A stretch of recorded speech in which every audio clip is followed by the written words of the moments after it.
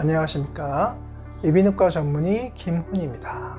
오늘은 구취를 일으키는 질환인 편도결석에 대해서 알아보고 구취 해결법에 대해서 소개해 드리도록 하겠습니다.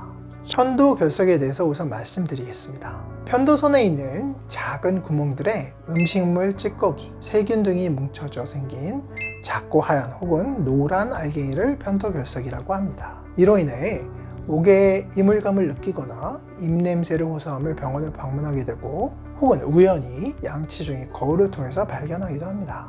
편도결석의 원인에 대해서 알아보겠습니다. 가장 흔한 원인은 잦은 편도염을 들 수 있습니다. 사춘기를 지나 정상 성인이 되면 대부분의 국의 편도는 퇴화되어 없어지거나 남아있더라도 작은 크기의 편도만이 남게 됩니다. 하지만 편도가 크게 남아서 잦은 편도염을 앓게 되면 편도의 작은 구멍들인 편도와 내에 음식물이 자주 끼게 되며 감기 같은 상기도 감염에 세균이나 바이러스가 합쳐지면서 편도결석을 만들게 됩니다. 구강위생이 불량하거나 잘못된 양치도 원인이 될 수 있고 부비동염, 즉 축농증이나 비염에 의한 후비로도 세균 증식에 좋은 조건을 만들어 편도결석이 자주 생기게 됩니다. 편도결석의 증상에 대해서 알아보겠습니다.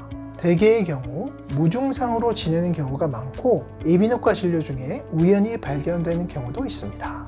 가장 많이 호소하는 증상은 목에 이물감을 느끼고 예민한 사람의 경우 입냄새를 호소하기도 합니다. 편도염이 병발하여 나타나는 경우에는 귀에 방사통을 느끼기도 합니다. 편도결석의 치료에 대해서 알아보겠습니다. 저절로 나오는 경우가 있으며 대개의 경우 이비인후과에서 석션, 즉 흡입기로 제거할 수 있습니다.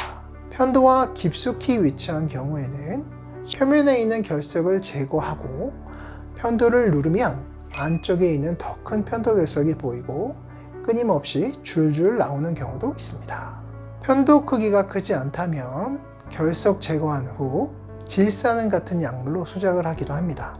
하지만 편도가 아주 큰 경우에는 편도 절제술이 필요한 경우도 있는데 수술 자체가 전신 마취해야 하고 수술 후 통증도 상당한 편이고 회복에도 시간이 걸리기 때문에 반드시 이비인후과 전문의와 상의한 후 수술 여부를 결정해야겠습니다. 편도결석의 예방법에 대해서 알아보겠습니다. 평소 입안에 세균이 증식되지 않게 구강 청결을 유지하는 것이 중요하고 수분 섭취를 충분히 하는 것이 매우 중요합니다. 구강 내 점막이 말라 있으면 세균뿐만 아니라 구강 캔디다 같은 곰팡이균도 잘 증식할 수 있기 때문에 구강 점막은 항상 촉촉하게 유지하는 것이 중요합니다. 양치와 가글을 자주 하는데 이때에도 입안 깊숙하게 가글액이 미칠 수 있도록 깊고 세게 가글을 하는 것이 편도결석 예방에 도움이 됩니다. 다음은 구취에 대해서 말씀드리겠습니다. 구취는 입안의 세균이 증식하며 휘발성 황화물을 분비해 입안에서 불쾌한 냄새가 나는 질환으로 혀 표면에 남아있는 음식물 찌꺼기 등이 세균과 만나 달걀 썩은 냄새를 발생시키게 됩니다. 구취의 원인에 대해서 알아보겠습니다. 구강 내 위생이 좋지 않은 경우 특히 틀니나 보철물들 사이에 음식물이 끼어 세균을 증식하는 경우가 있으며 많은 경우 구강 건조증이 원인이 되기도 합니다.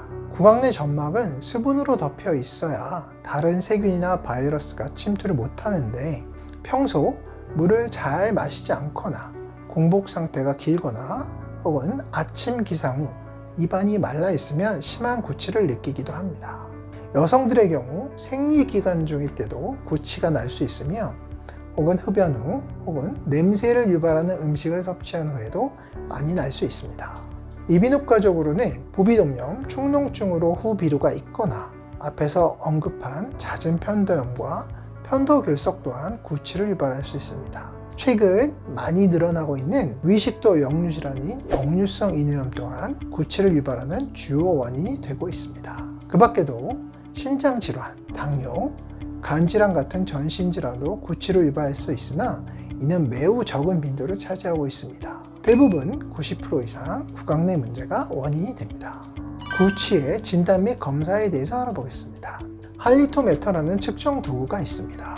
구취의 직접적 원인인 휘발성 화합물을 측정하는 것으로 구취의 정도를 파악하고 치료 후 상태를 측정하는 데 도움을 줍니다. 구취의 또 다른 원인 중 하나인 구강건조증을 검사하기 위해서 침 분비량을 검사하는 방법도 있습니다.